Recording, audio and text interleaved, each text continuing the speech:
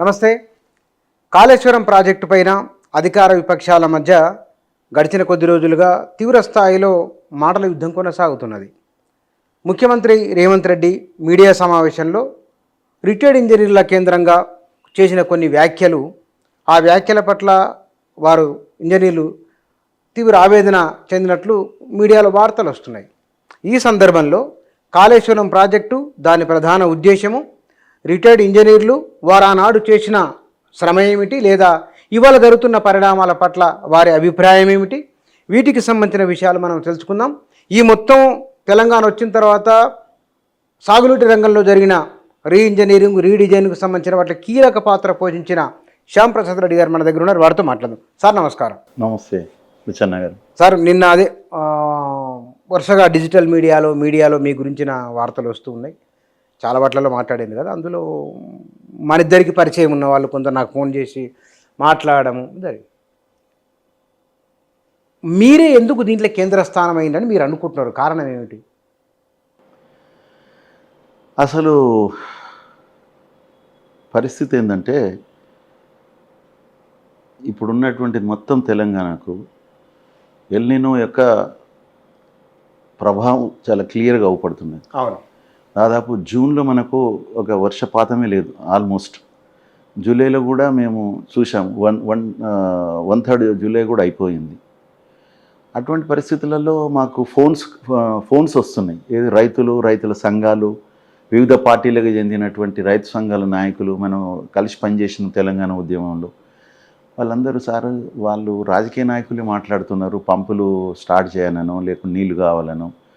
కానీ మీరు ఇంజనీర్లు ఎవరు మాట్లాడడం లేదు. ఏంటి మరి, మీరు తెలంగాణ తీసుకొచ్చిందే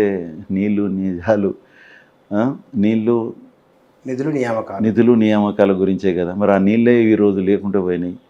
అటువంటప్పుడు ఈ పరిస్థితుల్లో కూడా మీరు మాట్లాడుకుంటే ఎట్లా అన్నప్పుడు, నేను మా Telangana retired association core committee meeting ఒకటి ఏర్పరచుకొని మనం దీని మీద ఏం చేద్దాము, ప్రభుత్వానికి ఏమని మనం చేద్దామని అంటే, సరే ఇప్పుడు తెలంగాణ మొత్తంలో ప్రాణం ఉన్న నది ఏదన్నట్టయితే ప్రాణహిత. అది తప్పించి ఎక్కడ కూడా నీళ్ళు లేవు. అందులో కూడా అప్పుడు మేము మన 7th, 8th, 9th చూసినప్పుడు 125 నుంచి 130 క్యూసెక్ల నీళ్లు ప్రవహిస్తున్నారు. దాని తర్వాత కాబట్టి ఆ నీటిని ఏ విధంగా మనం తీసుకోవడానికి అవకాశాలు ఉన్నాయని స్టడీ చేస్తే అందరం కూడా సీనియర్స్, వెంకటరామారావు గారు, చంద్రమౌళి గారు, దామోదర్ రెడ్డి గారు, సత్యరెడ్డి గారు, దాని వెంకటేశం, దాదా జగదీశ్వర్ గారు, వీళ్ళందరం కూర్చొని మేము ఒక 2 రోజులు దాని మీద స్టడీ చేస్తే తేలింది ఏంటంటే, కొన్ని విషయాలు తెలుసుకొని, దాని తర్వాత ఇప్పుడు ఈ గవర్నమెంట్కు ఒక లిఫ్ట్ మీద ఒక అడ్వైజర్ గారు కూడా ఉన్నారు, కే పెంటారెడ్డి గారు. వారు తెలంగాణ రాకముందు నుంచి కూడా మేము తెలంగాణ ఉద్యమంలో కలిసి పనిచేసాం. దాని తర్వాత మేము అంతకుముందు సర్వీసులు ఉన్నప్పుడు వారు మన పుట్టంగండి సంబంధించిన SLBC మోటార్స్ అన్నీ కూడా వారి ఆధ్వర్యంలోనే కమిషన్ చేయబడ్డాయి. నేనేమో డిపార్ట్మెంట్ సివిల్ సైడ్ నుంచి ఉంటే, వాళ్ళేమో దాని నుంచి ఉన్నారు. అయితే ఆ పెంటారెడ్డి గారే ఇప్పుడు అడ్వైజర్ గవర్నమెంట్కు. వారిని కూడా మేము కన్సల్ట్ చేశాం. ఇప్పుడున్న పరిస్థితిలో మోటార్లు నడవడానికి ఇబ్బంది ఏంది కన్నపల్లి దగ్గర అంటే, ఏమి ఇబ్బంది లేదు, మేము చెప్తూనే ఉన్నామన్నారు. అయితే మేము స్టడీ చేసి తేలింది ఏంటంటే, కన్నపల్లి పంప్ హౌస్ దగ్గర 17 మోటార్లు ఉన్నాయి. 3 TMCలు ప్రతి రోజుకు లిఫ్ట్ చేసేటట్టుగా. మొదలు 2 TMCలకు ఉండే 12. దాని తర్వాత ఇంకొక 5 మోటార్లు ఎక్స్ట్రా 3rd TMC అని పెట్టడం జరిగింది. పెట్టిన కొన్ని రోజులకి అప్పుడు ప్రొటెక్షన్ వాళ్ళు కూలీ అదంతా ఏదో అయింది, మళ్ళీ తిరిగి కమిషన్ అయిందని చెప్పడం జరిగింది. సరే 3 TMCలకు అయితే ఉన్నది అక్కడ ప్రొవిజను. 3 కాకపోయినా 2 TMCలన్నా ఈజీగా తీసుకునే అవకాశం ఉంది. అక్కడ మినిమం డ్రాడౌన్ లెవెల్ అంటే ఏ లెవెల్ వాటర్ ఉన్నట్టయితే మనము మోటార్లు నడుస్తాయి అంటే 93.5 మీటర్ల లెవెల్ ఉన్నట్టయితే వాటర్ లెవెల్ మొత్తం అవి 3 TMCలు తీసుకునే అవకాశం ఉంది. నది గర్భం నుంచి ఎంత పైన ఉండాలని అంటే వాటర్ లెవెల్ MDDL. అయితే అక్కడ ప్రవహిస్తున్న నది యొక్క లెవెల్ 97.5 అంటే ఏమన్నట్టు మనకు కావలసిన లెవెల్ కంటే రిక్వైర్డ్ లెవెల్ కంటే 4 మీటర్లు ఎక్కువ ఉన్నది, నది ప్రవాహమే. కాబట్టి ఇప్పుడు మనకు అక్కడ మేడిగడ్డ దగ్గర గేట్లు మూసి లేకుంటే దాన్ని రిపేర్ చేసినాకనే మనం మోటార్లు స్టార్ట్ చేసుకోవాల్సిన అవసరం లేదు. ఇప్పుడున్నటువంటి ప్రవాహానికి మనం వితౌట్ మేడిగడ్డ లేకుండానే మనం ఇక్కడ మోటార్లను స్టార్ట్ చేసుకునే అవకాశం ఉంటుంది. ఏ ఇబ్బంది ఉండదు అప్పుడు ఎందుకంటే 4 మీటర్స్ అబవ్ ఉన్నది, ప్రవాహం వస్తూనే ఉన్నది కదా. ప్రవాహం తగ్గి లెవెల్ తగ్గి 93 కంటే తక్కువ ఉన్నప్పుడు మనం ఇంకా తగ్గించుకోవాల్సి వస్తుంది. కానీ 93.5 కంటే 4 మీటర్లు ఎక్కువనే ఉన్నది కాబట్టి ఇలాంటి ఉండదని చెప్పేసి దాన్ని ఎక్స్పర్ట్ అయినటువంటి పెంటారెడ్డి గారే నేను ఎవరికి అడ్వైజర్ గారికి తర్వాత సెక్రటరీ గారికి చెప్పాను, కానీ మరి ఎవరు నా మాట ఖాతరు చేయడం లేదు అని చెప్పేసి. ఎక్కడున్నారంటే నేను నార్లాపూర్లో ఉన్నాను, పాలమూరు రంగారెడ్డి మోటార్లు అసలు నడుస్తలేవు, అవి ఎక్కడ జామ్ అవుతాయో అని 5 నిమిషాలు నడపడానికి అని పోయినా అన్నారు. అక్కడ జామ్ ఏమో కానీ ఇక్కడ మోటార్లు నడపండి మహాశయ, మీరు ఇక్కడ వచ్చి ప్రభుత్వంకి లెటర్ రాసి మీరు మినిస్టర్తో డిస్కస్ చేసి నడిచేటట్టుగా చేయండి, యువర్ అడ్వైజర్, మేము కూడా దానికి సహకరిస్తామని చెప్పేసి ఆ విధంగా అయింది. అయితే అప్పుడు మేము రైతాంగాన్ని దృష్టిలో పెట్టుకొని మాకు వచ్చిన మా ప్రెషర్స్ రైతాంగాన్ని నుంచి మేము డీటెయిల్గా డిస్కస్ చేసి 2 రోజులు, నెక్స్ట్ డే రోజు 11 నుంచి సాయంత్రం 6:30 వరకు మేము డిస్కస్ చేసి ఆ 3 పేరాల లెటర్ రాసినాం అంతే. ఆ 3 పేరాల లెటర్లో పరిస్థితి ఏంటి, ఇప్పుడున్న అల్లిన వలన మనకున్నటువంటి వర్షాభావ పరిస్థితి ఏ విధంగా ఉన్నది, మొత్తం తెలంగాణలో ఏ రివర్లో కూడా నీళ్ళు లేవు, ఒక ప్రాణహితల నీళ్ళు ఉన్నాయి, ఆ నీళ్ళు తీసుకోవడానికి మనకు ఇబ్బంది ఏం లేదు ఇప్పుడని మనకు అక్కడ ఉన్నటువంటి గ్రౌండ్ రియాలిటీస్ ప్రకారంగా తెలుస్తున్నది. దాని తర్వాత ఈ నీటిని మనం ఎత్తిపోసి మనకు ఫస్ట్ అన్నారం బ్యారేజీలకు పంపించాలి. అన్నారం బ్యారేజీకి పంపించినట్టయితే అక్కడ మనకు మినిమం డ్రాడౌన్ లెవెల్ చేయాలంటే అక్కడ ఒక 3.5 TMC వాటర్ని మనము నిలుపుదల చేయాలి 116.5 లెవెల్కు చేస్తే దాని యొక్క మొత్తము కంప్లీట్ కెపాసిటీ 11 TMCలు. కానీ మనం ఎంత ఓన్లీ 3.5 TMCలే అక్కడ మనం నిలుపుతామన్నట్టు. అక్కడి నుంచి మిగతా వాటర్ని మన సుందిల్లాది 16 TMCల కెపాసిటీ రిజర్వాయర్, అక్కడ మనము ఒక 5 TMCలను మనము నింపుకున్నట్టయితే MDDL లెవెల్ వస్తుంది. అంటే లిఫ్ట్ చేసుకోవడానికి కావాల్సినటువంటి లెవెల్స్ వచ్చేస్తాయి. అంటే ఇక్కడ ఒక 3.5, అక్కడ ఒక 5 మీద కొంచెం ఎక్కువ చేసేస్తే మనకు 3 రిజర్వాయర్ల నుంచి మనం లిఫ్ట్ చేసేసి డైరెక్ట్గా ఎల్లంపల్లికి నీళ్ళు పంపించవచ్చు. ఎల్లంపల్లికి నీళ్ళు పంపిస్తేనే అది మిగతా తెలంగాణలోని హైదరాబాద్తో సహా ఉన్నటువంటి నార్త్ తెలంగాణ అండ్ హైదరాబాద్కు మంచినీళ్ళు, తర్వాత ఎన్ రూట్ ఎక్కడ అవసరం ఉంటే అక్కడ సాగునీరుకు నీళ్ళు ఇచ్చుకునేటువంటి అవకాశం ఉంటుంది. ఎల్లంపల్లిలో నీళ్ళు రానంత వరకు మనకు సిస్టంలో ఇంకేది సిస్టంలోకి తీసుకురావడానికి ఇంకో మార్గం లేదు. అప్పుడు దీనికి అప్పుడు మేము రాసినప్పుడు మాకు ఇది నేషనల్ డ్యామ్ సేఫ్టీ అథారిటీ వాళ్ళు దీన్ని క్లోజ్ చేయొద్దని చెప్పారు అనేది ఒకటి మాకు తెలిసింది. కానీ మనము టోటల్గా దీన్ని మనం ఇంపౌండ్ చేస్తలేము. దాని తర్వాత ఇంకోటి కూడా ఏంటంటే ఇప్పుడు ఒక ట్రేసింగ్ టెస్ట్ అని ఒకటి ఉంటుంది. అంటే ఒక మనం కలర్డ్ వాటర్ని ఇటు సైడు నీళ్ళల్లో పోస్తే ఏమన్నా లీకేజ్ ఉన్నట్టయితే, సీపేజ్ లీకేజ్ కింది నుంచి ఉన్నట్టయితే ఆ కలర్డ్ వాటర్ బయటకు వస్తుంది అన్నమాట. ఇది జనరల్గా నేషనల్ వాళ్ళు NGRI వాళ్ళు చేస్తారు అన్నట్టు. వాళ్ళు అంటే ఇక్కడ లీకేజీలు ఎక్కడైతున్నాయి అసలు ఒక్కోసారి రిజర్వాయర్ నీళ్లు నిండుతుంది, తెల్లారి వరకు ఖాళీ అవుతుంటుంది. అసలు ఎక్కడికి పోతున్నది ఇదంటే ఇలాంటి టెస్ట్ చేస్తే ఎక్కడో 1 కిలోమీటర్ 2 కిలోమీటర్లు అవతల వెళ్తుంది ఒక్కోసారి అక్కడి నుంచి బయటికి వెళ్ళి. మన ఖమ్మంలో గుండ్లపల్లి మీడియం ఇరిగేషన్ ప్రాజెక్ట్ అట్లనే దానికి ఏం చేశారు, ఇక వాటర్ ఇమ్మీడియట్గా నిండుతుంది, తెల్లారు మర్నాటి వరకు ఖాళీ అవుతుంది. అరే ఏంటిది ఎక్కడ పోతున్నది ఎవరికి తెలుసు. అన్ని మంచిగా చేస్తుంది, మంచి పర్ఫెక్ట్గా ఉన్నది, బండ్ పర్ఫెక్ట్గా ఉన్నది, అన్ని పర్ఫెక్ట్గా ఉన్నది, ఎక్కడి నుంచి పోతుందంటే అప్పుడు ఈ టెస్ట్ చేసిరు అన్నట్టు. వాటర్ని కలర్డ్ వాటర్ పోస్తే ఎక్కడి నుంచి వెళ్తుంది కలర్ మొత్తం చూశారు అన్నట్టు. నెమ్మదిగా 1 కిలోమీటర్ 2 కిలోమీటర్ 2 కిలోమీటర్ అవతల వెళ్ళింది. అప్పుడు అంత దూరం వెళ్ళిపోయిందా? అంటే ఆ కింది నుంచి ఉందన్నమాట భూమి పొర డ్రైన్. నుంచి వెళ్ళిపోయినాయి. మనం ఏదైతే సిఓటి తీసాన్లో బీసీసాలు నింపుతాం ఇట్లా పోకుండా దాని కింది నుంచి ఉందన్నమాట. అప్పుడు దాన్ని తెలుసుకొని రివర్స్లో చూసి దాన్ని ఇంకా ఎంత ఎక్కడెక్కడ ఉన్నదని చూసి దాన్ని ఇంకా సిఓటిని ఇంకా కిందికి దించి అట్లా అరెస్ట్ చేయగలిగారు అనమాట. అట్లా ఇది కూడా మనకు సిపిజీ ఎక్కడ పోతుంది ఎంత పోతుంది అనే దానికి ఏ లొకేషన్లో పోతుందంటే ఆ టెస్ట్ చేయాలి. ఆ టెస్ట్ చేయాలంటే కొంచెం వాటర్ అటుకు పెట్టాలి కదా. ఆ వాటర్ అటు పెట్టాలి కొంచెం, అది కింది నుంచి వస్తేనే కదా మనం ఈ వాటర్ వచ్చేది. ఎక్కడొస్తుంది అనేది సరే అది మాకు సమాచారం ప్రకారంగా కొంత గ్రౌటింగ్ అయింది అనేది కూడా తెలిసింది. అప్పుడు కొంచెం లీకేజ్ అవుతుంటే గ్రౌటింగ్ కూడా చేశారు. ఆ గ్రౌటింగ్ చేయడం వల్ల కూడా చాలా వరకు అది అరెస్ట్ అయిందని. కాబట్టి ఆ గ్రౌటింగ్ చేసిన ఇంజనీర్ని తీసుకొచ్చి సరెండర్ చేసేసి సెక్రటేరియట్లో పెట్టిరని ఎంత మనకు సమాచారం అప్పటి.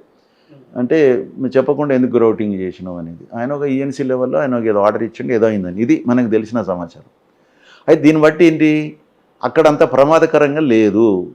ఉన్నా కూడా మనం ఏం చేస్తున్నాము, కొంతవరకే 40% వరకే మనము అక్కడ 30 to 40% మనము అక్కడ ఆ రిజర్వాయర్ల యొక్క కెపాసిటీని నింపుతున్నాం.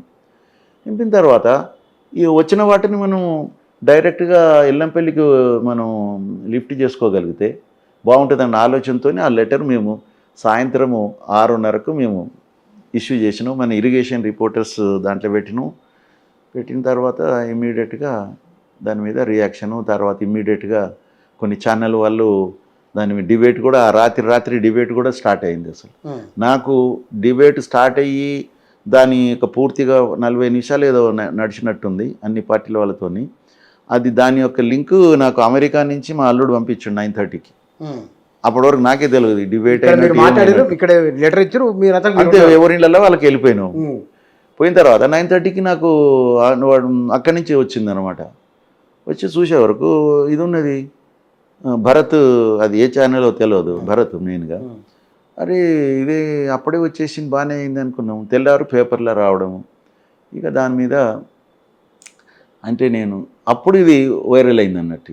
ఇది రావడము చేయడం, ఎందుకంటే ఎవరైతే దీని గురించి ఆలోచిస్తున్నారో చేస్తున్నారో రైతాంగం గురించి, ఒక ఇంజనీర్ల నుంచి కూడా ఇంతవరకు లేదు అభ్యర్థన అంటే ఇంజనీర్ నుంచి కూడా అభ్యర్థన రాగానే అది ఫైర్ లెక్క అందుకునేది అన్నట్టు. అనుకున్నది ఇక్కడ ముఖ్యమంత్రి ఒక మాట అన్నారు, నీళ్లు ఆపలేము ఎత్తిపోయలేము వారు అన్నమాట.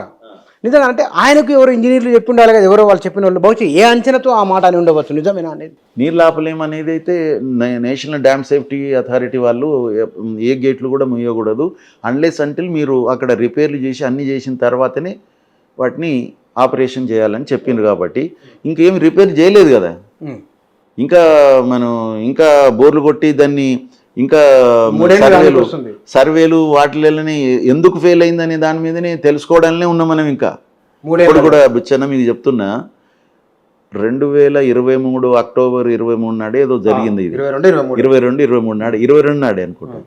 అయితే ఈ రోజు వరకు కూడా ఈ ఫెయిల్యూర్ కారణాలు ఇవి అని చెప్పేసి టెస్టులు చేసి వాటి యొక్క నిర్ధారణ చేసినటువంటి డాక్యుమెంట్ ఏది లేదు.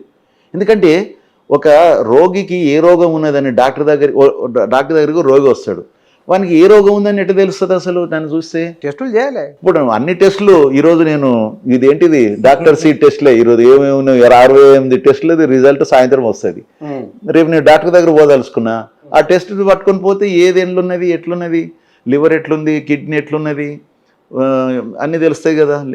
మరి అది ఆ టెస్టులు ఇంతవరకు చేయకపోతే డాక్టర్ దగ్గర పోతే ఏమంటాడు, టెస్టులు చేయించుకొని రండి అంటాడు, అంతే కదా. ఇప్పుడు ఆ టెస్టులు అనేది నడుస్తున్నది, ఆ టెస్టులు వస్తే ఆ టెస్టుల మీద ఆధారపడి డాక్టరు డయాగ్నైజ్ చేస్తాడు ఇది ఏంటిది ఏం ప్రభావం ఉన్నది అనేది. ఇంకా టెస్టులే నడుస్తున్నాయి. మరి అటువంటప్పుడు నేషనల్ డ్యామ్ సేఫ్టీ అథారిటీ, దాని పేరే డ్యామ్ సేఫ్టీ గురించి అని ఇక్కడ కొంత లీకేజ్ సీపేజీలు ఉన్నాయి కాబట్టి మీరు ఇమ్మీడియట్గా రిపేర్ చేసుకొని నడిపించుకోండి అని చెప్పిండ్రు. ఈ జాప్యం ఇంత సుదీర్ఘంగా సాగడం అనేది అంటే సత్వరంగా చేపట్టని చొరవ లేకపోవడం వలన, లేకపోతే ఏమిటన్నట్లు అది ఇంత 1-2 నెలలు చేయలేరా? అసలు మేము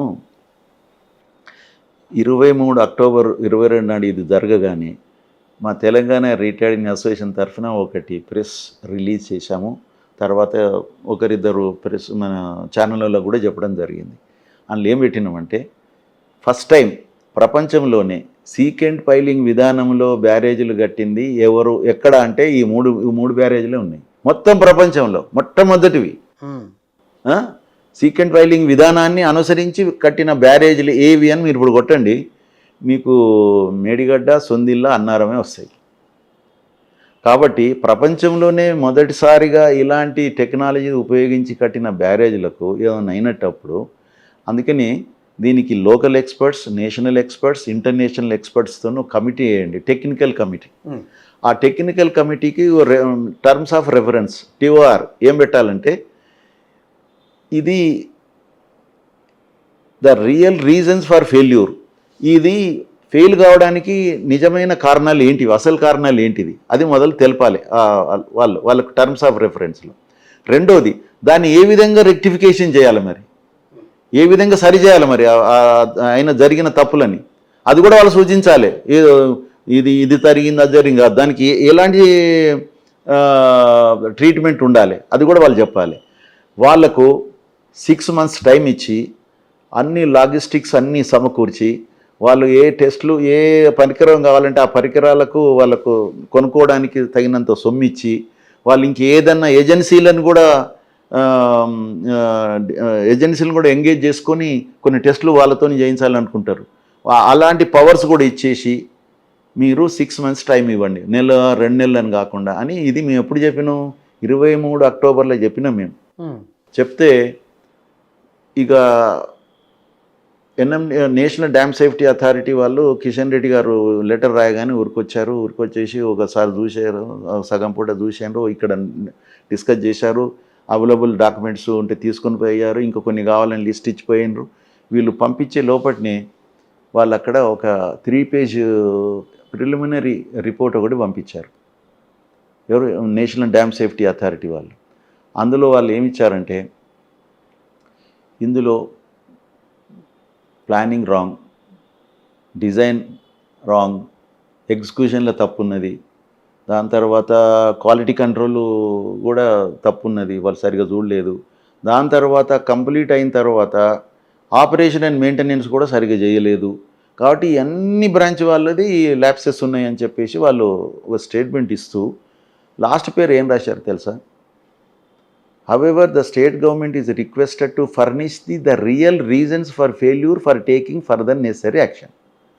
నిజమైన కారణాలు ఏమిటి ఫెయిల్ కావడానికి అది మాకు తెలుపండి, మేము ఇంకా ఫర్దరు దాని మీద చర్య తీసుకోవడానికి. అంటే నువ్వు ఏం కారణాలు తెలియనప్పుడు నువ్వు ఏ విధంగా వీంది తప్పు వాన్ తప్పు ఎట్లన్నారు అసలు? దానికి అర్థం ఉందా ఏమన్నా? లాస్ట్ పేరు అదే, 3 pages రిపోర్ట్ ఇచ్చినావు అందరు తప్పని, లాస్ట్కి ఏమంటున్నావు, అసలు ఎందుకు ఫెయిల్ అయిందో మాకు చెప్పమంటున్నావు అసలు. అంటే నీకే తెలియదు ఎందుకు ఫెయిల్ అయిందో, వాడిని ఎట్లా తప్పంటావు అసలు? నీకే తెలియనప్పుడు పక్కన ఎట్లా చెప్పాలి? అన్నీ డిజైన్ రాంగ్ అంటివి, ఎగ్జిక్యూషన్ రాంగ్ అంటివి, క్వాలిటీ కంట్రోల్ రాంగ్ అంటివి, O&M రాంగ్ అంటివి. మరి ఇన్ని రాంగులు అయినాక అక్కడ సరిగా సర్వేలు కూడా చేయలేదంటివి, ఇన్ని రాంగ్ అయితే మరి ఫెయిల్యూరు ఎందుకు అయిందిరా బాబు అంటే మమ్మల్ని చెప్పమంటుంటివి. అది అయిందా? దాని యొక్క క్రెడిబిలిటీ అది నేషనల్ డ్యామ్ సేఫ్టీ అథారిటీది. దాని తర్వాత ఇక రాజకీయ నాయకులు వీరి తర్వాత వారి తర్వాత వీరు పోయి విజిట్ చేసి ఇక అందరు ఇంజనీర్లు అయిపోయారు. ఇక అసలు ఇంజనీర్లు ఏమో ఉత్తగా ప్రేక్షకులు అయినరు, ఇక నాయకులే అందరూ ఇంజనీర్లు అయినరు. ఇక ఎవరు వినుకుంటే చేరినాం. ఇక మేమైతే చెప్పేది మొదలు చెప్పేసినాం. దాని తర్వాత ఇక దీని మీద ఇంత అవినీతి జరిగింది, ల్యాప్సెస్ గురించి అందరు మాట్లాడుతున్నారు. ఏం ల్యాప్సెస్ అంటే పని కాకముందే పని అయినట్టుగా సర్టిఫికెట్ ఇచ్చినట్టు, ఇలాంటి ల్యాప్సెస్ అన్నమాట. వానికి సరి అయినటువంటి నోటీస్ ఇవ్వకపోవడము, తర్వాత ఇవన్నీ అంటే డిపార్ట్మెంటల్ ల్యాప్సెస్ని హైలైట్ చేస్తున్నారు ఎవరు ఇచ్చినా కూడా. లాస్ట్కు దీని మీద మేము సమగ్రమైన విచారణ జరిపిస్తాం, సుప్రీంకోర్టు మాజీ జడ్జి మరి ఏమన్నారు, ఆ ఘోష్ కమిటీని నియమించారు. ఘోష్ కమిటీ నియమించినాక దానికంటే ముందు విజిలెన్స్ మనకున్నది కదా, స్టేట్ విజిలెన్స్ అథారిటీ కమిషనర్, ఆ విజిలెన్స్ అండ్ ఎన్ఫోర్స్మెంట్ వాళ్లకు గవర్నమెంట్ ఏమన్నదంటే దీని మీద మాకు ఒక రిపోర్ట్ ఇవ్వండి ఈ ఫెయిల్యూర్ మీద, ఏది మేడిగడ్డ ఫెయిల్యూర్ మీద. ఏమంటే అప్పుడు ఆయన ఐపీఎస్ పవన్ కుమార్ ఎవరో ఉన్నారు, ఆయన చనిపోయిన తర్వాత ఆయన దాని మీద స్టడీ చేసి ఈలోగా ఎన్నికలైన గవర్నమెంట్ మారిపోయింది కదా, మారిపోయిన తర్వాత ఇదంతా నేను చెప్పేది. మారిపోకముందు స్టేట్ గవర్నమెంట్ ఏం చేసింది, ఎల్ఎన్టీ వాళ్ళని ఇది మీ ల్యాబ్సే కాబట్టి మీరే భరించి మేము చేస్తామని వాళ్ళు స్టేట్మెంట్ కూడా ఇచ్చారు. ఎల్ఎన్టీ వాళ్ళు ఎన్ని వందల కోట్లైనా మేమే దీన్ని రెక్టిఫై చేస్తామన్నారు, ఆ 7th బ్లాక్ ఏదైతే కుంగిందో దానికి. అయితే గవర్నమెంట్ మారిన తర్వాత వాడు మారాడు. మేము మాది ఆల్రెడీ కంప్లీట్ అయినట్టుగా సర్టిఫికేట్ తీసుకున్నాము. ఆ సర్టిఫికేట్ తర్వాత 2 years వరకు ఆ పీరియడ్ ఉంటుంది అన్నట్టు.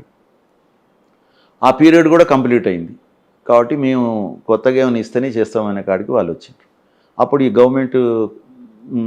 కొత్త గవర్నమెంట్ ఏం చేసిందంటే విజిలెన్స్ ఎన్ఫోర్స్మెంట్ వాళ్ళ నుంచి కూడా రిపోర్ట్ అడిగింది.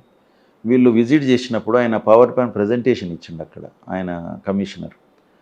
అందులో ఆయన కట్టె పట్టుకొని చెప్తుండే అనమాట, ఇందులో డిజైన్ లోపము, ఎగ్జిక్యూషన్ లోపము, క్వాలిటీ కంట్రోల్ లోపము, దాని తర్వాత ఆపరేషన్ అండ్ మెయింటెనెన్స్ లోపాలు, వీళ్ళెవ్వరు కూడా తమ బాధ్యతలు చేయలేదు, వీళ్ళందరూ ఇలా రెస్పాన్సిబుల్ అని ఒక సర్టిఫికేట్ ఇచ్చేసిన తర్వాత మీలాంటి ఒక ఛానల్ నన్ను పిలిచినప్పుడు నేను వీళ్ళందరూ కల్ప్రిట్స్ అన్నట్టుగా చెప్పుకొచ్చిండు. నేనన్నా first culprit is vigilance and enforcement.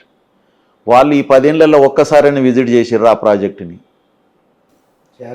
మరి వాళ్ళకున్న దాని ప్రకారంగా, నాకు తెలిసిన ప్రకారంగా 50 లక్షలు పైబడ్డున్నటువంటి ప్రతి వర్క్ని సంవత్సరంలో ఒకసారి విజిలెన్స్ అండ్ ఎన్ఫోర్స్మెంట్ వాళ్ళు విజిట్ చేయాలి.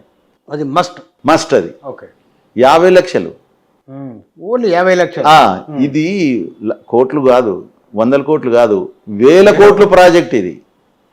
1000 కోట్ల ప్రాజెక్టుకు నీ ఎన్నిసార్లు ఉండాలి అసలు సంవత్సరానికి? వాళ్ళకి చాలా సీరియస్ టాప్ ప్రయారిటీ ఉండాలి కదా. ఇంతకు మించిన ప్రాజెక్ట్ ఏముంది? ఇదే కాదు, ఏ ప్రాజెక్టు పోలే విజిలెన్స్ వాళ్ళు. మరి ఎందుకు వాళ్ళు ఉండేం ప్రయోజనం? మరి దేనికి వాళ్ళ మీద ఏమైనా ఫోర్స్ వచ్చిందా, ఏమొచ్చిందో నాకు తెలియదు. విజిలెన్స్ ఎన్ఫోర్స్మెంట్ వాళ్ళది ఏ ప్రాజెక్ట్లో కూడా ఒక రిపోర్ట్ లేదు. మేము అక్కంపల్లి బ్యాలెన్సింగ్ రిజర్వాయర్ ఎక్కడి నుంచి హైదరాబాద్కు వాటర్ సప్లై వస్తుందో, మేము అది 1.5 TMC కెపాసిటీ రిజర్వాయర్. ఆ రోజు దాని వాల్యూ 40 కోట్లు. 40 కోట్ల పనికి సంవత్సరానికి ఒకసారి వచ్చేది తప్పకుండా, ఒకసారి 2 సార్లు కూడా వచ్చిండ్రు. మరి ఆ గంత ప్రాజెక్టుకు అన్నిసార్లు వస్తే ఇది ఏంది 1,00,000 కోట్ల ప్రాజెక్టుకు ఎన్నిసార్లు రావాలి అసలు? ఒక్క రిపోర్ట్ లేదు.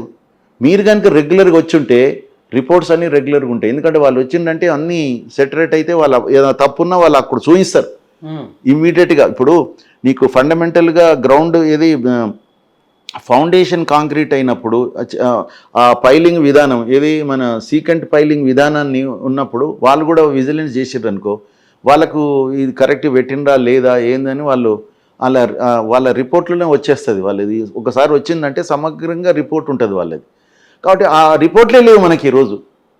ఇక మరి అటువంటిప్పుడు ఇంట్లో ఫస్ట్ కల్పరేట్ ఎవరన్నా? అసలు మొత్తం కల్పరేట్ విజిలెన్స్ వాళ్ళు ఒక్కసారి రాకపోవడం అనేది ఎవరికి ఇక మామూలుగా నడుస్తున్నది కదా. ఇప్పుడు ఆజమాయిష్ అంటూ సరిగా లేకపోతే ఇష్టం ఉన్నట్టే రాసుకుంటాం కదా, పని చేస్తాం, కానీ రికార్డ్స్ అనేది సరిగా ఉండవు అన్న పద్ధతి ఉండాలి. కాబట్టి ఆ ప్రాజెక్టుకు అట్లా కావడానికి కారణము విజిలెన్స్ అండ్ ఎన్ఫోర్స్మెంట్ వాళ్ళది ఒక్క విజిట్ లేకపోవడం అనేది. అసలు దాని కారకులు ఎవరు ఇక నేను చెప్పలేను. ఇక ఎందుకు వాళ్ళు రాలేదు, ఇక్కడే కాదు ఏ ప్రాజెక్టు రాలేదు వాళ్ళు ఈ 10 సంవత్సరాలల్లో. అది ప్రాజెక్ట్. మరి ఇప్పుడు ఎందుకు మాట్లాడుతున్నారు?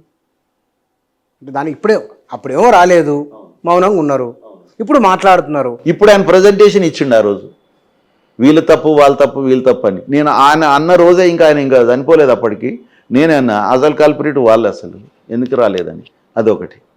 దాని తర్వాత ఈరోజు మనకున్న పరిస్థితి ఏంటి అసలు ఉన్నది. కాబట్టి ఈ పరిస్థితిలో గ్రౌండ్ రియాలిటీని మేము దృష్టిలో పెట్టుకొని ఎట్లా చేయాలనే ఉద్దేశం మీద ఒక ఇంజనీర్స్గా, ఒక వాటర్ రిసోర్స్ ఎక్స్పర్ట్ అనుకోండి, ఇంజనీర్స్ అనుకోండి, తెలంగాణ వాదులు అనుకోండి, తెలంగాణ తెచ్చుకునేదే మనం దీని గురించి కదా, నీళ్ళ గురించే కదా.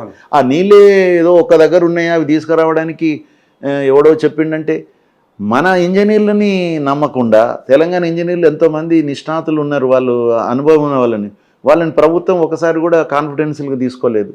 ఇప్పుడు ఉన్నారు ఈఎన్సీలుగా చేసి అన్నీ చేసిన ఎన్నో డ్యాములు కట్టిన వాళ్ళు, చెక్ డ్యాములు కట్టిన వాళ్ళు, బరాజులు కట్టిన వాళ్ళు, పెద్ద పెద్ద స్ట్రక్చర్స్, హైడ్రాలిక్ స్ట్రక్చర్స్ కట్టిన వాళ్ళు ఉన్నారు కదా.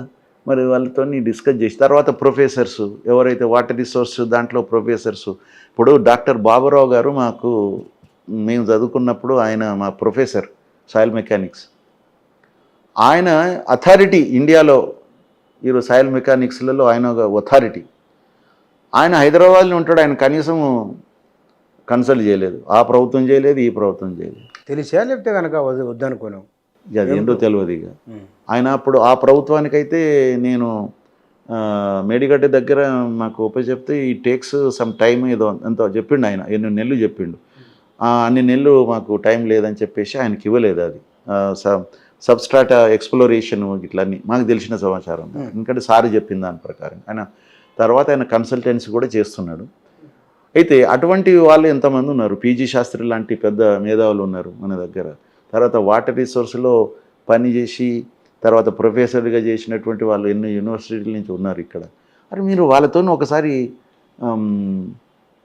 కూర్చొని దీన్ని ఏం చేద్దాము, ఈ పరిస్థితిని, ఇప్పుడు నీళ్ళు కావాలి మనకు, ఈ విషయంలో మరి వాళ్ళు అదంటున్నారు, దీనికి మనం ఇచ్చే సమాధానం ఏంటిది, ఏ విధంగా రిప్రజెంట్ చేయాలి టెక్నికల్గా, వాళ్ళు కన్విన్స్ అయ్యేటట్టుగా, మరి వాళ్ళు మనకు ఇవి ప్రొటెక్ట్గా ఉండేటట్టుగా ఆ పని చేయొచ్చు కదా. అసలు పనులే ఎక్కడున్నాయి, అసలు పనులే అయితే లేవు. పనులే లేనప్పుడు ఉన్న నీటిని మంచినీళ్ళకో దేనికో వాడుకోవడం అంటే దానికంటే మించిన పని ఏముంటుంది. అది ప్రభుత్వం దృష్టికి మేము ఒక వినయపూర్వకంగా మేము అభ్యర్థించినాం. అందులో లెటర్లు ఎక్కడ కూడా మేము డిమాండ్ కానీ అది కానీ ఒక హార్షపదం ఒక్కట్లేదు. తర్వాత మేము మా సర్వీసెస్ కూడా ఆఫర్ చేసినాం. ఒకవేళ అక్కడ ఇవి నడిపియాలంటే ఆ బరాజీల దగ్గర ఉండాలంటే మా రిటైర్డ్ ఇంజనీర్లు కూడా ఉంటాం. మేము ఇక్కడ ఈ బరాజ్ దగ్గర, ఆ బరాజ్ దగ్గర, ఆ బరాజ్ దగ్గర, మూడు ప్లేసులలో ప్రతి పంపింగ్ స్టేషన్ల దగ్గర కూడా ఉంటాం అని మా సర్వీసెస్ కూడా ఆఫర్ చేసినాం కదా. కానీ మరి ఎందుకు కొంత ప్రభుత్వం వైఖరి కొంత కఠినంగా అన్నట్లు అనిపించింది. అయితే గమ్మత్ ఏంటంటే 10th ఇది 9th రోజు ఇచ్చినాం కదా, 10th రోజు పేపర్లు వచ్చింది. అయితే నేను ఎవ్రీ ఇయర్ 10th రోజు మేము మౌనం పాటిస్తాం అన్నట్టు. ఎందుకంటే మెహర్ బాబా 1925లో అదే దినం నాడు ఆయన మౌన దీక్ష పట్టిండు టిల్ ఈజ్ డెత్ ఇన్ 69. 44 సంవత్సరాలు ఆయన మాట్లాడలేదు, మౌనమే.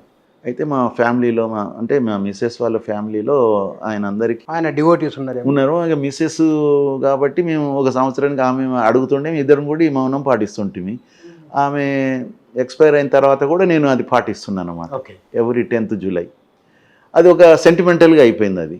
కాబట్టి నేను 10th జూలై రోజు మిడ్నైట్, అంటే 9th మిడ్నైట్ నుంచి 10th మిడ్నైట్ వరకు ఉండాలన్నమాట అది. అయితే నేను ఆ రోజంతా మౌనంలో ఉన్నాను. నాకు అన్ఫార్చునేట్లీ మినిస్టర్ గారు, మన గౌరవ మంత్రి గారు ఉత్తమ్ కుమార్ రెడ్డి గారు 4 సార్లు ఫోన్ చేశారు 1 గంటలో. అయితే నేను మెసేజ్ పెట్టాను వాళ్ళ పిఏకు, సార్కి చెప్పండి నేను ఈరోజు మౌన దీక్షలో ఉన్నాను, నేను రేపు మార్నింగ్ మాట్లాడగలుగుతాను అని. ఇక వారు తర్వాత మా ఫ్రెండ్ రమణ నాయక్ కూడా ఫోన్ చేసి మా జగదీశ్వర్ గారి ద్వారా, వాళ్ళు ఎవరు చేసినా ఎవరు లేపుతలే, నేనేమన్నా మెసేజ్ ఇవ్వగలుగుతా కదా. వాళ్ళు చూసుకోకుంటే ఎట్లా, ఒక జగదీశ్వరే నేను చెప్పిన అన్నిటికీ టక్కున రెస్పాండ్ అయ్యి వాళ్ళకు ఫోన్ చేసి మాట్లాడి మీ మెసేజ్ చూసుకోండి అంటే రమణ ద్వారా మళ్ళీ మినిస్టర్ గారికి చెప్పడం జరిగింది. ఓకే అన్న. తెల్లారి మినిస్టర్ గారు కూడా మాట్లాడిండ్రు 11th రోజు. మాట్లాడి వారికున్న ఇవి, మీరు నన్ను గెలవవలసి ఉంటుంది కదా, మొదలు నాకు ఇస్తే సరిపోతుండే కదా, మీరు ప్రెస్కి ఇచ్చే బదులు అంటే 2.5 సంవత్సరాల నుంచి మీ యొక్క అపాయింట్మెంట్ గురించి మీరు ఎక్కడ అవపడితే అక్కడ అడిగినాం కదా సార్.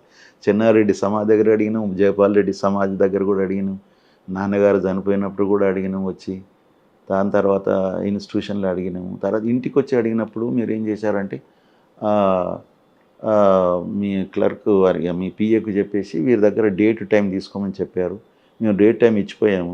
ఎంక్వైరీ చేస్తే సార్ ఇంకా అప్రూవ్ చేయలేదని అన్నారు. 4-5 సార్లు చేశాము. ఇక నేను అతన్ని సతాయించదలుచుకోకని ఆపేశాను. కానీ ఇప్పుడు మేము ఇవ్వడానికి కారణం ఏంటంటే రైతుల నుంచి వచ్చిన ప్రెషర్, తర్వాత మా యొక్క అసోసియేషన్లని ఏంటిది, వాట్ ఈజ్ అవర్ రోల్, మనం ఇట్లా ప్రేక్షకుల లెక్క ఉండవలసిందేనా, మన రోల్ లేదా, మనం తెలంగాణ గురించి ఇంత పోరాటం చేసినప్పుడు, తెలంగాణ మొత్తం ఈరోజు కరువుకు బలి అవుతున్న టైం లోపల ఒకటే ఒక రివర్లో నీళ్లు ఉంటే ఉన్న సిచ్యువేషన్ని మనం గవర్నమెంట్కు మనం వివరించి ఏదైనా చర్య తీసుకోవడానికి మనం ఒక లెటర్ రాస్తే బాగుంటుందేమో, ప్రెస్ మీటే పెట్టాలని చాలా గట్టి డిమాండ్ ఉండే. ప్రెస్ మీట్ బదులు ఒక మన మన భావం ఏదైతే ఉందో లెటర్ రూపకంగా చేద్దాము అని చెప్పేసి దానికి 2 రోజులు మేము దాన్ని చర్చించి, తర్వాత భాషలో కూడా ఎక్కడ కూడా ఎలాంటి నెగటివ్ పదాలు రాకుండా చూసుకొని జాగ్రత్తలు తీసుకున్నారు. చాలా జాగ్రత్తలు గవర్నమెంట్కు సమర్పించిన. గవర్నమెంట్ అంటే ప్రజలకి మేము press release we are not address that letter to anybody. అది ఇమీడియట్గా, ఎందుకంటే ఫైర్ లెక్క జనాలు ఎదురు చూస్తున్నారు అన్నట్టు. వాళ్ళు చెప్పారు వీళ్ళు చెప్పారు కాదు, అసలు ఇంజనీర్లే చెప్తున్నారు ఇప్పుడు నీళ్లు వదలాలని, నీళ్లు వదలొచ్చని, ఏం కాదని చెప్తున్నారు కదా అని. ఇంకా దాని గురించి పోరాటం చేసే వాళ్ళకు ఇంకా ఊపు వచ్చినట్టే ఉండొచ్చు. వాళ్ళు ఏ పార్టీలో మద్దతు దొరికితే మాట్లాడతారు. మరి ఇప్పుడు టెక్నికల్ మద్దతు దొరికింది వాళ్ళు అయ్యే వరకు. అట్లా అది అంటే అవసరం అట్లనే ఉన్నది, వాళ్ళకి టెక్నికల్ మద్దతు కూడా దొరికింది. కాబట్టి అంటే తెలంగాణ ఉద్యమంలో ప్రముఖంగా పార్టిసిపేట్ చేసినటువంటి తెలంగాణ రిటైర్డ్ ఇంజనీర్స్ అసోసియేషన్ నుంచి వాళ్ళకు ప్రభుత్వానికి లెటర్ ఎప్పుడైతే పోయిందో, దీని గురించి ఆరాటపడే పోరాటం చేసేటువంటి శక్తులన్నిటికీ కొంత మద్దతు దొరికింది. అందుకనే అది వైరల్ అయింది. అయితే తర్వాత మినిస్టర్ గారు కూడా మాట్లాడి మనము ఆ రోజు 11th రోజు మనం కలుద్దామని అన్నాడు. సార్ మీరు ఎప్పుడు పిలిస్తే అప్పుడు రావడానికి సిద్ధమన్నాం. కానీ అదే రోజు సాయంత్రము సీఎం గారు ప్రెస్ మీట్ పెట్టి అసలు ఏమిటి అసలు అని పర్సనల్గా నన్ను కొంచెం విమర్శిస్తూ,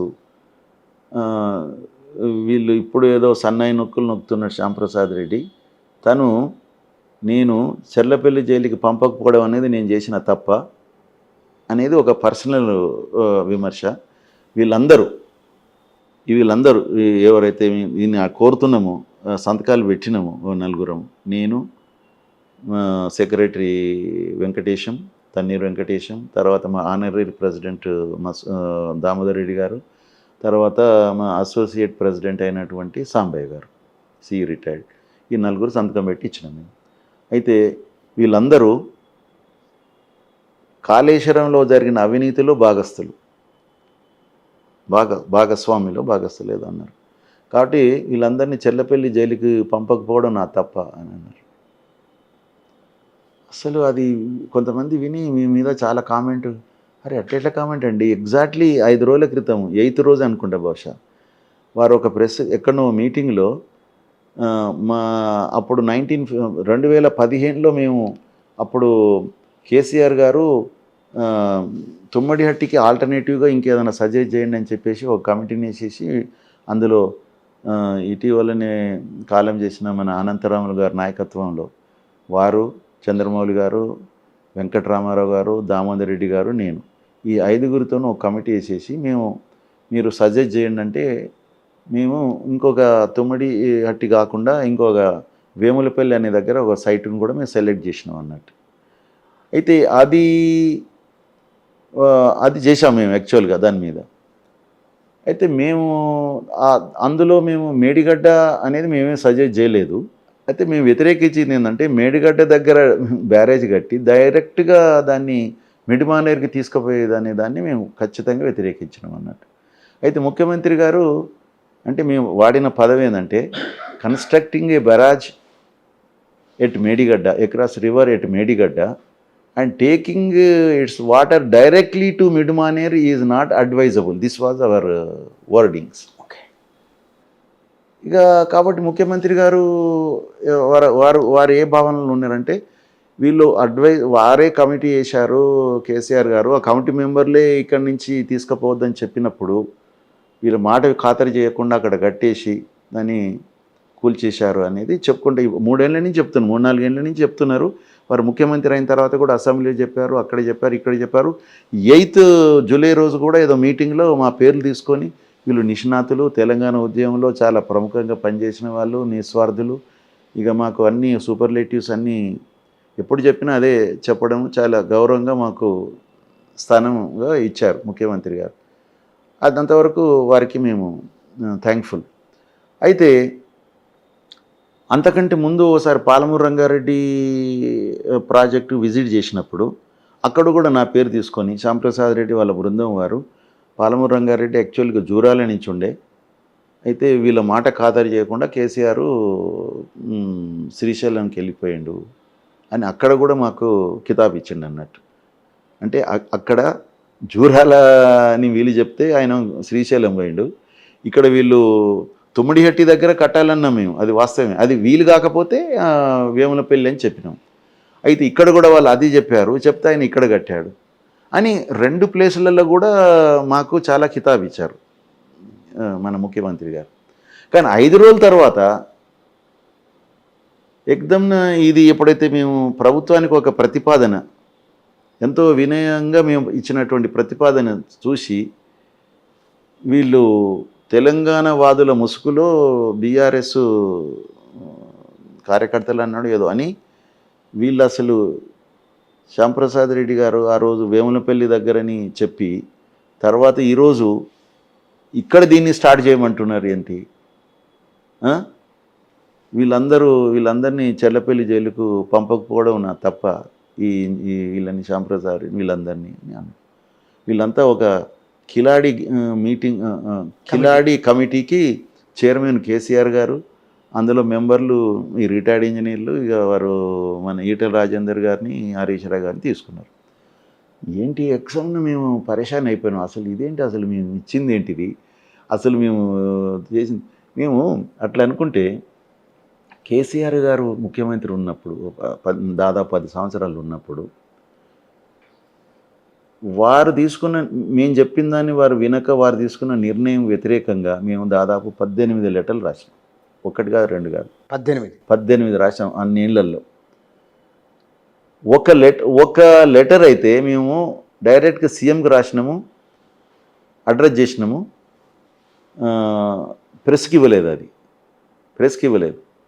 20 రోజుల తర్వాత ఆంధ్రజ్యోతిలో హెడ్లైన్స్గా వచ్చింది. అది ఏది 30 TMC ఆఫ్ ఇది మన కాళేశ్వరంది, మేము 30 TMC ఇప్పుడే వద్దు, అంత అయితే సివిల్ ప్రొవిజన్ పెట్టుకుందామని చెప్పిన, అది కూడా లెటర్ ఇచ్చినాం. అంతకుముందు పంపులు పైప్ లైన్లు ఇట్లా వద్దని చెప్పినాం మేము.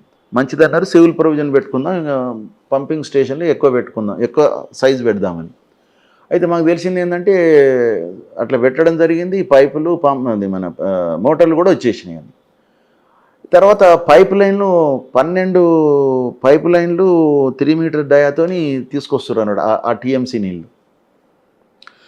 అయితే మేమేమన్నామంటే ఈ పైప్ లైన్ల బదులు టన్నల్ ద్వారా తీసుకొచ్చినట్టయితే మనకు 40 కిలోమీటర్లలో దాదాపు 8,000 కోట్లు, మనకు 8,000 కోట్లు ఆదా అవుతుంది. అది హెడ్లైన్స్లో వచ్చింది. తెలంగాణ విసర్జన సంఘం ప్రభుత్వానికి నివేదిక 8,000 కోట్లని తాటకాయల అక్షరాలతో రాసి, అది ఫ్రంట్ పేజ్ వార్త, ఫ్రంట్ పేజే. అది ఆ రోజే గమ్మత్ ఏంటంటే మన అప్పటి PCC ప్రెసిడెంట్ గారు అయినటువంటి ఉత్తమ్ కుమార్ రెడ్డి గారు కూడా కాళేశ్వరం మీద ఒక పవర్ పాయింట్ ప్రజెంటేషన్ కూడా ఇచ్చిండు. అది మాకు ఎక్కువ స్పేస్ ఇచ్చిండు, దానికి తక్కువ ఇచ్చిండు అన్నమాట. అదే దినం అది వచ్చింది. అది అయితే దాని మీద మేము అనుకున్నాం, ఇక అన్ని ప్రతిపక్షాలు ఎంత చేస్తావు ఏం కథనో అనుకున్నాం. ఒక రోజు గడిచిపోయింది, ఎవ్వరు మాకు ఫోన్ చేయలేదు, దాని గురించి కామెంట్ చేయలేదు. 2వ రోజు, 3వ రోజు, 4వ రోజు, అసలు ఏంటిది ఇది? ఇప్పుడు కనీసం దాని గురించి ఎవరైనా కామెంట్ చేస్తేనన్నా ఏదన్నా అవుతుండే. వారం రోజుల తర్వాత కేసీఆర్ నుంచి ఫోన్ వచ్చింది. కేసీఆర్ ఫోన్ రాగానే ఏమంటాడు, ఇప్పటి వరకు మనల్ని ఒక మాట అనలేదు, ఇప్పుడు ఏమంటాడు అనుకో అన్న అంటాడు, శ్యామన్న అంటాడు. అయితే అక్కడ పోయిన తర్వాత అవి మాట్లాడినాక అక్కడ డిపార్ట్మెంట్ వాళ్ళకు సంబోధిస్తూ, ఇప్పుడు ఈ రిటైర్డ్ ఇంజనీర్లు శ్యామన్న వాళ్ళు ఏదో రిపోర్ట్ ఇచ్చిన అన్నారు కదా, ఏదో 8,000 కోట్లు ఏదో ఆదా అవుతుంది దాని గురించి అన్నారు కదా, ఏం చేయాలి చూడండి, అది పరిశీలించండి అని చెప్పిండు వాళ్ళని. మీ మీద కోపం కాలే? లేదు. ఓకే, అంటే మీరు ఆయనను ఉద్దేశించి రాసిన దాన్ని ఆయన మీద నెగిటివ్ వార్త వచ్చినప్పటికీ మీ మీద కోపం కాలే? కోపం కాదు కదా, వాళ్ళు పరిశీలించమన్నాడు. ఇంకా మంచి సార్ పరిశీలిస్తామన్నారు. మేము సపోర్ట్ చేయకుండా నమస్కారం పెట్టిన, ఇంకేదో మాటలు వేరే విషయాలు మాట్లాడి వచ్చేసి. అంటే ఆయన ఏం పట్టించుకోలేదు ఇవన్నీగా, నా పేరు డ్యామేజ్ చేసినని గాను అది కానీ. అదే నాకు ఆశ్చర్యం.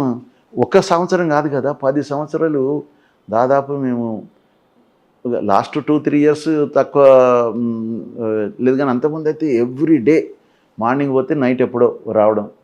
ఆ విధంగా ఉన్నప్పుడు ఎప్పుడో ఒకసారి వారు ఎందుకందుకు వరంగల్ కంతనపల్లి ప్రాజెక్ట్ మీద వచ్చిందన్నట్టు. కందనపల్లి ప్రాజెక్ట్ టేకప్ చేయాలి, అది పివి నరసింహరావు పేరు మీద ఉన్నది. అది కాంగ్రెస్ గవర్నమెంట్ని అది శాంక్షన్ అయినటువంటిది. దానికి టెండర్ కూడా పిలిచారు అప్పుడు, అది దాని ఆ బ్యారేజ్కు జలయజ్ఞంలోనే ఉంది అది. జలయజ్ఞలో టెండర్ పిలిచారు 2009లో. మనం అప్పుడు పొన్నాల వారు దాన్ని కష్టపడి దాన్ని రాజశేఖర రెడ్డితో ఎన్నికల కంటే ముందే నోటిఫికేషన్ ఇప్పించి దాని మొత్తం మీద టెండర్ పిలవడం, కానీ రెస్పాన్స్ రాలేదు. కాబట్టి మళ్ళీ తిరిగి కొత్త సీఎం గారు వచ్చిన పీరియడ్ రోషే దాంట్లోనూ కిరణ్ కుమార్ రెడ్డి దాంట్లోనూ మళ్ళీ అది అగ్రిమెంట్ అయిందనమాట. అయితే ఆ రోజు ఆ ప్రాజెక్టు గురించి మేము తెలంగాణ వచ్చిన తర్వాత ఇక దాన్ని పక్కకు పెట్టేసిండ్రు. ఒకసారి నేను వరంగల్ ఎమ్మెల్యేలు మినిస్టర్లకు చెప్పిన అన్నట్టు, అది ఉమ్మడి రాష్ట్రంలో అప్రూవ్ అయిన ప్రాజెక్ట్.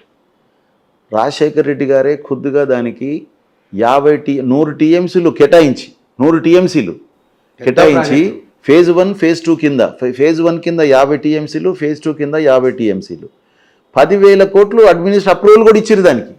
10,000 కోట్లు తెలిసి దానికి కావాల్సినటువంటి బ్యారేజ్కు టెండర్ కూడా పిలిచినటువంటి ఇది ఆ సమైక్య రాష్ట్రంలో.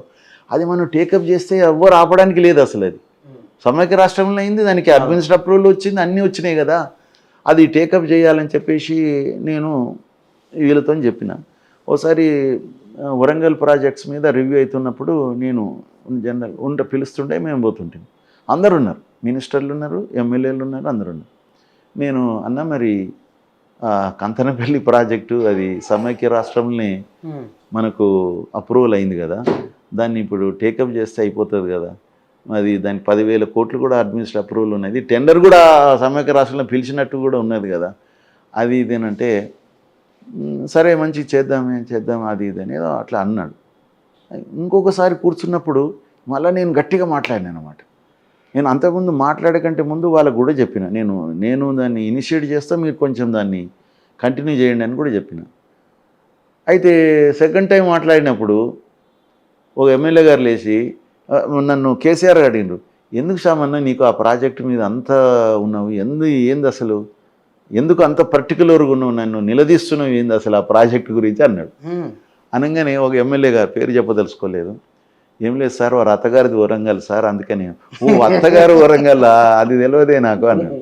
అత్తగారు వరంగల్ ఏంది అన్న, నేను ఆ అన్ని తెలంగాణలో అన్ని ప్రాజెక్టుల గురించి ఉన్నాయి, ఇది మన సమైక్య రాష్ట్రంలో అప్రూవ్ అయిన ప్రాజెక్టు కాబట్టి దానికి మనకు ప్రాబ్లం ఉండదు కదా, అది 100 టీఎంసీలు ఆల్రెడీ దానికి కేటాయించినటువంటిది, 50 టీఎంసీలకి ఇప్పుడు ఫేజ్ 1 కింద తీసుకొచ్చేసినట్టయితే మనకు దానికి స్టెబిలైజేషన్ కింద తీసుకొని దాని కింద ఓ నాయకట్టు ఎంత ఉన్నది అని, తర్వాత హైదరాబాద్కి మంచినీళ్ళు కూడా అక్కడి నుంచి చూపించడం జరిగింది.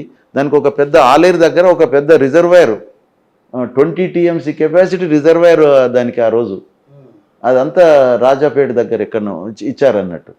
మరి ఇంత చక్కటి ప్రాజెక్టు మనము దీన్ని టేకప్ చేస్తే బాగుంటుంది ఏమనంటే సరే మంచిది అని రోజు సైట్కి వెళ్ళినాం. నన్ను కూడా ఆయన భద్రాచలం నుంచి అటు వస్తా, మీరు రండి అని నన్ను తప్పకుండా రమ్మని చెప్తే నేను హెలికాప్టర్లో నేను, హరీష్ గారు, ఈటల చిచ్చ, తర్వాత విద్యాసాగర్ రావు గారు మేము వెళ్ళిన తర్వాత అక్కడ డిస్కషన్ ఏంటంటే, ఇప్పుడు అటువైపు ఖమ్మం వైపు ఉన్నటువంటి వాజేడు మండలం సంబంధించిన మాకు ఇక్కడ మునుక వస్తుంది, అది వస్తున్నది, మీరు దీన్ని దీని యొక్క కెపాసిటీ అనేది తగ్గియండి ఏదో చెప్పింది అనే వరకు వాళ్ళు ఇట్లా అడుగుతున్నారు కదా, దీని గురించి మనం అక్కడ మాట్లాడుకుందామని దేవాదుల ప్రాజెక్ట్ సైట్కి పోయినాం అన్నట్టు. ఆ నుంచి అక్కడ సాయంత్రం వరకు ఏమైపోయిందంటే, అక్కడ వద్దు, అక్కడ అసలు కాంట్రాక్టర్ మొత్తం షెడ్స్ గిడ్స్ అన్నీ వేసుకున్న తర్వాత అప్పుడు దేవాదుల ప్రాజెక్ట్ కూడా ఒక రిజర్వాయర్ లేదు కదా, బ్యారేజ్ కూడా లేదు కదా, కాబట్టి అందులోనే చూసి ఇక్కడ ఇక్కడ దగ్గరలో ఉన్నది కదా, కొంచెం రాళ్ళు గీలు బాగున్నాయి కదా. ఇప్పుడు ఏదైతే దాని పేరు ఏం సాగర్ అది, సమ్మక్క సారక్క సాగర్ అని, సమ్మక్క అది అక్కడ బాగున్నది కదా, అక్కడ చేయండి, ఏమంటారు అది ఇది అని చెప్పేసి అక్కడ ఫైనల్ చేసి పడేసి ఇక అది only for functioning of Devadula. మరి అబౌట్ కందనపల్లి. అరే నాకు బాధ ఏంటంటే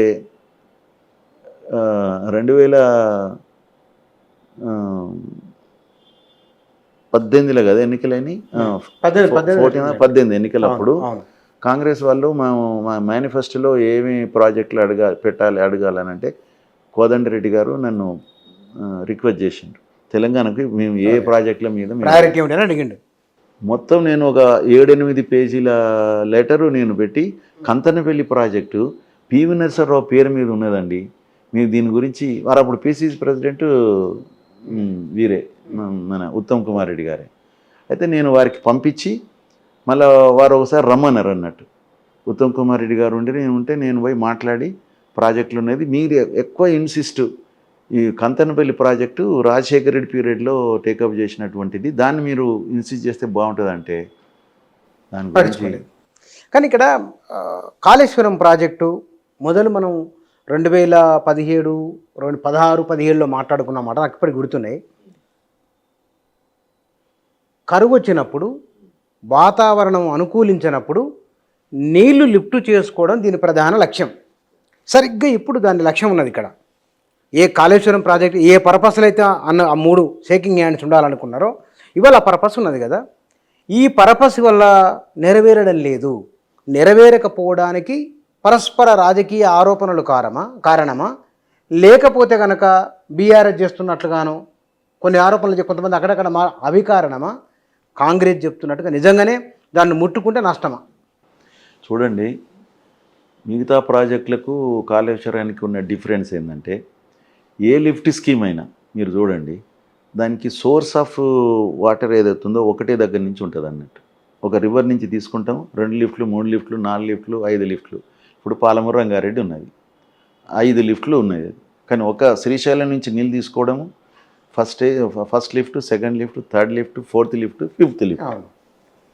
అదేవిధంగా ఇప్పుడు మన కల్వకుర్తి తీసుకోండి, 3 లిఫ్ట్లు, ఫస్ట్ లిఫ్ట్, సెకండ్, థర్డ్, ఒకటే సోర్స్ శ్రీశైలం.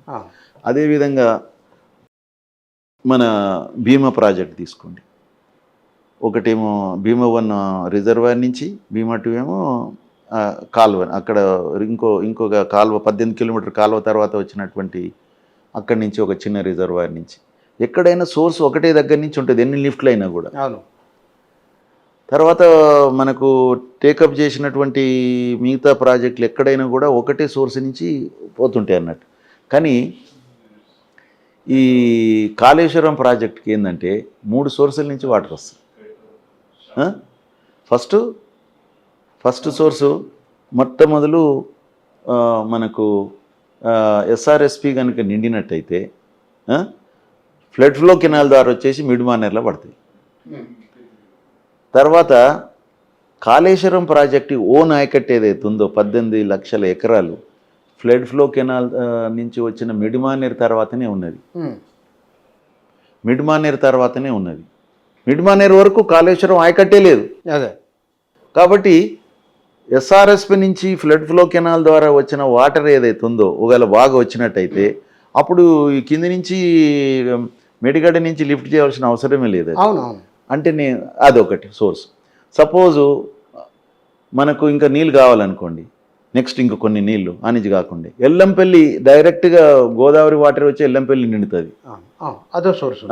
ఇదేమో కెనాల్, ఫ్లడ్ ఫ్లో కెనాల్ ద్వారా ఇక్కడ వస్తుంది శ్రీరామ్ సాగర్. దాని తర్వాత అదే శ్రీరామ్ సాగర్ ఫ్లడ్ వాటర్ ఏదైతే ఉందో ఎల్లంపల్లి నిండుతుంది. ఎల్లంపల్లి నుంచి 2 స్టేజ్ల లిఫ్టింగ్ ద్వారా ఇళ్ళకి పడుతుంది మిడ్మానేర్లో.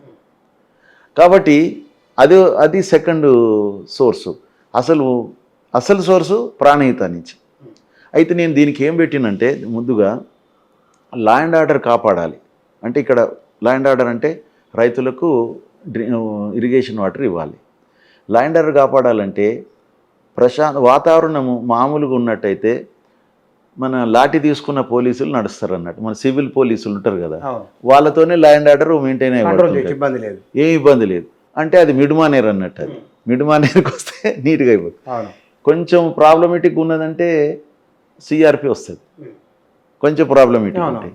సిఆర్పి అంటే ఎల్లంపల్లి అన్నట్టు. ఓకే, ఇంకా ప్రాబ్లం ఏందనుకో ఆర్మీ దిగుతుంది, అది మన మేడిగడ్డ. ఓకే, ఆర్మీ ఎప్పుడు దిగుతుంది, మొత్తము అక్కడ వీళ్ళతో కంట్రోల్ కానప్పుడు, వీళ్ళ దగ్గర లేనప్పుడు, అప్పుడు అది ఆర్మీ దిగుతుంది. అంటే కరువు పరిస్థితులు మీ లెక్కన. అదే కదా, ఆర్మీ దిగిందంటే అక్కడ పరిస్థితి అంతా అస్తవ్యస్తంగా ఉంటుంది.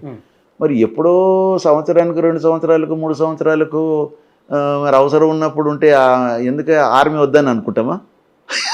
అప్పటికప్పుడు కావాలంటే ఆర్మీ తయారవుతుందా? పోలిక బాగుంది.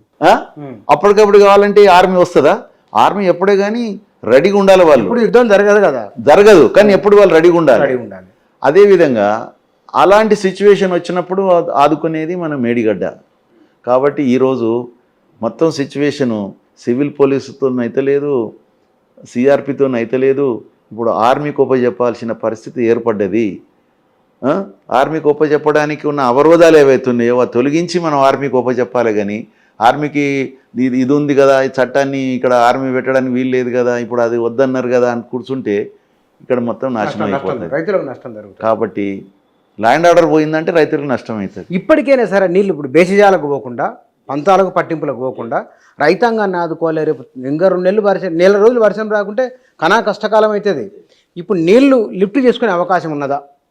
లిఫ్ట్ అంటే మేము ఇంతకుముందు మీకు చెప్పాము. ఇప్పుడైతే ప్రాణితలో దాదాపు 1,00,000 క్యూసెక్ల పైన నీరు వస్తున్నది.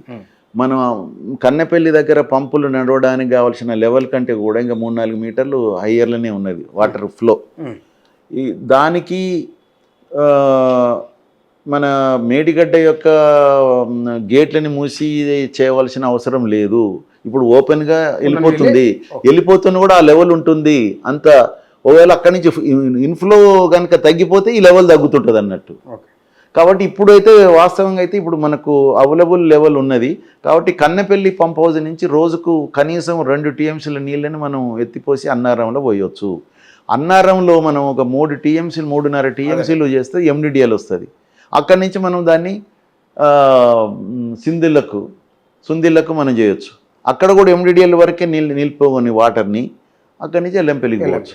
కాబట్టి ఇంతవరకు మనం ఏమంటున్నాము, ఎన్ఎండిసి వాళ్ళ మన నేషనల్ డ్యామ్ సేఫ్టీ వాళ్ళ యొక్క పర్మిషన్ గురించి కూడా ప్రభుత్వము ఒక లెటర్ రాసో, లేకుంటే మంత్రి గారు వెళ్ళో, సెక్రటరీ గారు వెళ్ళి వారితో డిస్కస్ చేస్తే బాగుంటుంది. కాబట్టి నేను నిన్న ఒక ఛానల్ 2 ఛానల్లో కూడా ప్రభుత్వం దీని మీద ఒక స్పందించినట్టయితే, మాకు తెలిసిన సమాచారం ప్రకారంగా ఒక సీనియర్ విలేకరి నేషనల్ డ్యామ్ సేఫ్టీ అథారిటీ వాళ్ళ యొక్క దాంట్లో కూడా కాంటాక్ట్ చేస్తే, ఎవరు ఇంతవరకు మాకు కాంటాక్ట్ ఎవరు చేయలేదు కదా, ఇప్పుడు పరిస్థితి ఇది ఉన్నది, అక్కడ ఇంజనీర్లు ఏమో చేసుకోవచ్చు అని అంటున్నారు, మీరు ఏమంటారు అని అడిగినట్టు తను. వాళ్ళు ఎవరో వాళ్ళ పేరు తెలియదు. వాళ్ళు స్పందించింది ఏంటంటే, మాకు ప్రభుత్వం నుంచి అలాంటి అభ్యర్థన ఏది రాలేదు కదా అని ఏదో అన్నారని తెలిసింది నాకు నిన్న.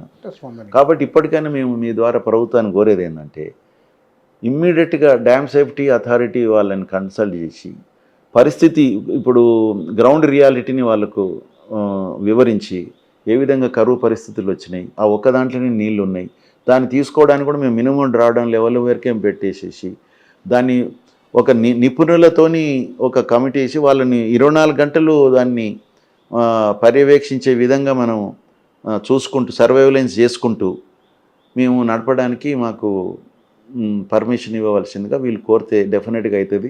ఒక శుభసూచకం ఏంటంటే, మంత్రి గారు కూడా ఈరోజు దేవాదాల నుంచి వచ్చిన తర్వాత ఆఫ్టర్నూన్ ఢిల్లీకి వెళ్తున్నట్టుగా పేపర్లో చూసాము. అదేవిధంగా డ్యామ్ సేఫ్టీ అథారిటీ చైర్మన్ కూడా కలుస్తున్నారని కూడా తెలుస్తుంది. బహుశా ఇదే ఇక్కడ ఉన్నటువంటి సిచ్యువేషను, రైతాంగం యొక్క ఆవేదనను తెలుసుకొని ఉన్నదని నేను భావిస్తున్నా. వారు అక్కడ వాళ్ళు గ్రౌండ్ రియాలిటీ ఎక్స్ప్లెయిన్ చేసేసి డెఫినెట్గా నేషనల్ డ్యామ్ సేఫ్టీ అథారిటీ నుంచి మనకు రివైజ్డ్ ఆర్డర్ వచ్చే అవకాశాలు అయితే ఉన్నాయని నేను భావిస్తున్నాను. నేను right sir, thank you. Medigadda దానిపైన ఈ మధ్యకాలంలో జరుగుతున్న అధికార విపక్షాల మధ్య మాటలు, ఆ ప్రాజెక్టు ప్రధాన ఉద్దేశము, ఇవాళ ప్రభుత్వం ఏం చేయవలసి ఉన్నది, ప్రభుత్వం నుంచి రిటైర్డ్ ఇంజనీర్లపైన ప్రధానంగా వారిపైన వచ్చిన ఒకానొక ఆరోపణ లేదా ముఖ్యమంత్రి మాట్లాడిన మాటలు, ఈ అన్ని అంశాలకు సంబంధించి వారి విశ్లేషణ, వారి అభిప్రాయాలు ఇవి. Thank you.